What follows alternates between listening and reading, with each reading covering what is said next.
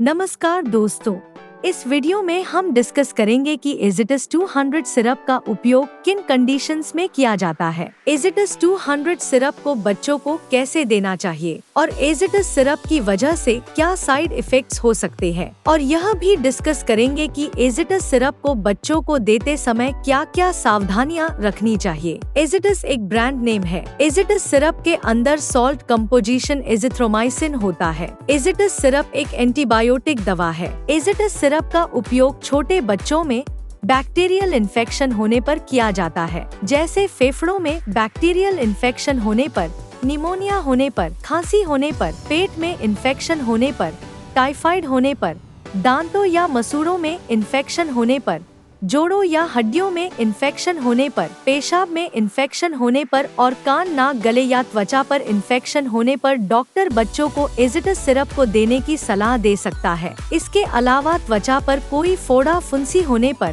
त्वचा पर कोई घाव होने पर या त्वचा पर कोई इन्फेक्शन होने पर भी डॉक्टर बच्चों को एजिटस सिरप को देने की सलाह दे सकता है। शरीर में इन्फेक्शन होने पर बुखार हो सकता है, इसलिए बुखार होने पर भी डॉक्टर बच्चों को एजिटस सिरप को देने की सलाह दे सकता है। इसके अलावा भी बहुत सी ऐसी कंडीशंस है जिनमें आपका डॉक्टर एजिटस सिरप को लेने की सलाह दे सकता है। दोस्तों, अगर आपको वीडियो पसंद आ रहा है तो कृपया वीडियो को लाइक करना व चैनल को सब्सक्राइब करना न भूलें। साइड इफेक्ट्स की बात करें तो वैसे तो ज्यादातर बच्चों में एजिटस सिरप की वजह से कोई साइड इफेक्ट्स नहीं होते हैं, लेकिन कुछ % बच्चों में एजिटस सिरप की वजह से कुछ साइड इफेक्ट्स हो सकते हैं, जैसे उल्टी आना, उल्टी आने का मन होना, बदहजमी होना, भूख कम लगना, त्वचा पर रैशेस होना, त्वचा पर खुजली होना, मुंह का स्वाद खराब होना, पेट में दर्द होना, सिर दर्द होना और दस्त होना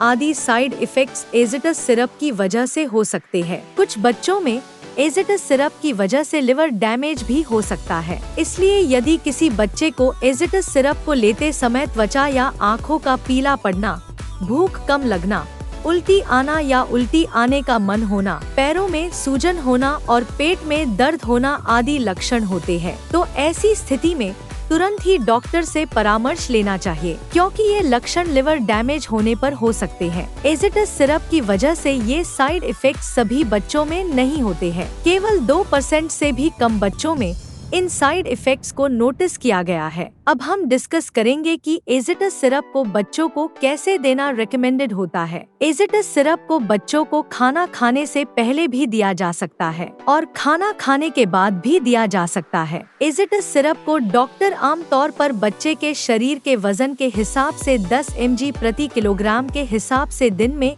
एक ही बार लेने की सलाह देते हैं। एजिटस सिरप की 5 मिलीलीटर सिरप में 200 mg दवा होती है। उदाहरण के तौर पर मान लीजिए आपके बच्चे का वजन 10 किलोग्राम है, तो 10 mg प्रति किलोग्राम के हिसाब से डॉक्टर 2.5 मिलीलीटर एजिटस सिरप को दिन में एक ही बार लेने की सलाह दे सकते हैं। एजिटस सिरप को डॉक्टर बच्चों को लगातार 3 दिन तक देने की सलाह दे सकते हैं। एजिटस सिरप की डोज, उम्र, शरीर के वजन और बीमारी की गंभीरता के आधार पर कुछ बच्चों में इससे अलग भी हो सकती है, इसलिए आपको एजिटस सिरप को आपके डॉक्टर द्वारा बताई गई डोज में ही बच्चे को देना चाहिए। अब हम डिस्कस करेंगे कि एजिटस सिरप को बच्चों को देते समय क्या क्या सावधानियां रखनी चाहिए। एजिटस सिरप को केवल उतने समय के लिए ही बच्चे को देना चाहिए जितने समय के लिए आपके डॉक्टर ने एजिटस सिरप को देने की सलाह दी है, क्योंकि लगातार ज्यादा लंबे समय तक एजिटस सिरप को बच्चे को देने से एंटीबायोटिक रेजिस्टेंस